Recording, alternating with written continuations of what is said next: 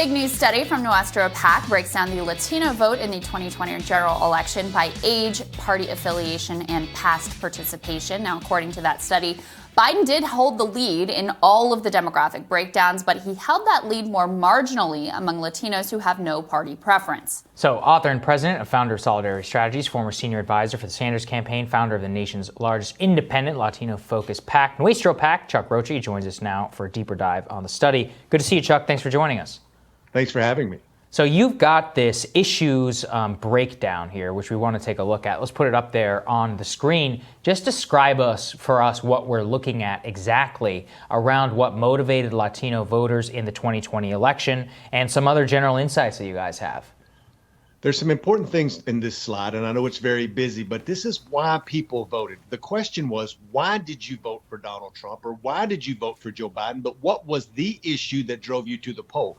And in most of the polls that you and Crystal show folks in the morning, there's 200 or 300 or 400 people that get sampled in the congressional districts. Y'all, we talked to 5,000 Latino voters and took out the crazy Republicans, took out the crazy Democrats, and talked to just persuadable Latinos in Miami-Dade and in the Texas Valley. And this is why they said they voted. And you'll notice that COVID relief was the number one issue of why people wanted to vote. Overwhelmingly. Did you remember, did any of your reporting show Democrats running bilingual ads about COVID relief?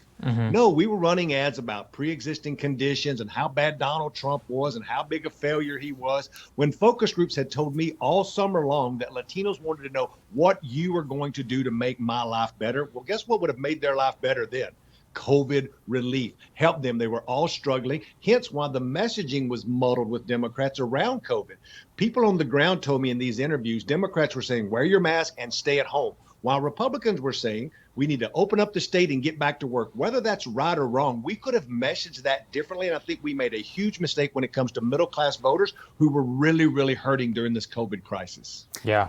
Throw that slide that's B as in boy back up on the screen so we can take another look at it. Talk to me about, talk to me about the differences between these groups and also how the socialism messaging from the Republicans landed differently with these different groups.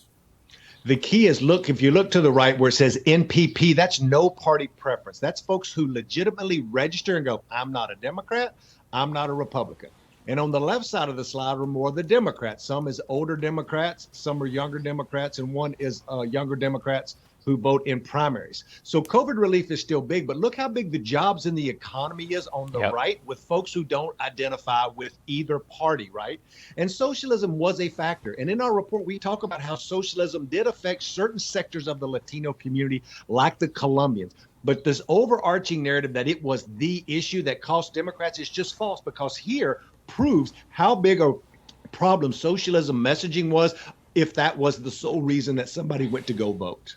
So here's what I'm interested in, Chuck. You talked, and finally, we got some real data here from you about what happened in the Rio Grande Valley, and it seems overwhelmingly targeted based upon these $2,000 checks. So what are the lessons there for anybody who wants not only these people to vote, but to drive out thousands of new voters? I think that was the most amazing part about this story.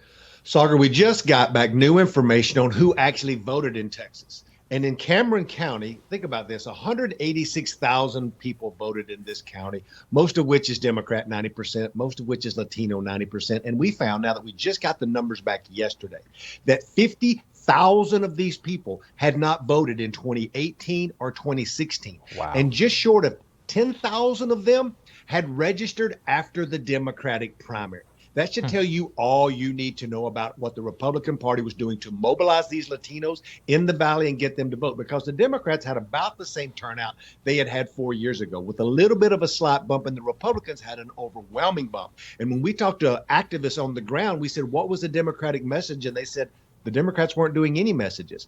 There was $1.8 million spent in Spanish language TV in the Valley in the last 35 days. And the Republicans almost spent nothing on Spanish language TV and still whooped the Democrats in the Valley by 20 points, because they had built long-term organizing in the Valley through the Libre Initiative, and were knocking on doors and doing organizing that just outflanked the Democrats when it came to the general election. That's incredible. What Democrats were really banking on, it seems, at least from the public messaging, is that Trump was so sort of awful, so aggressive on immigration, that would naturally drive more Latinos into the Democratic Party camp. That didn't happen. In fact, the opposite happened. He improved his margins. He did better in 2016 than Mitt Romney had done. And then in 2020, he improved on his own performance. These aren't world-beating numbers. They're kind of going back to the historical norm, closer to what George W. Bush was getting. But it's the polar opposite of what Democrats thought was going to happen. What were you able to learn about that? And sort of tied directly into that is, Democrats have sort of assumed that Latinos, number one issue is always going to be immigration. They've sort of made them into this monolith, single issue group of people when the reality is obviously a lot more complicated. And as you bring to the table here, jobs and economy and COVID relief were a lot more important ultimately.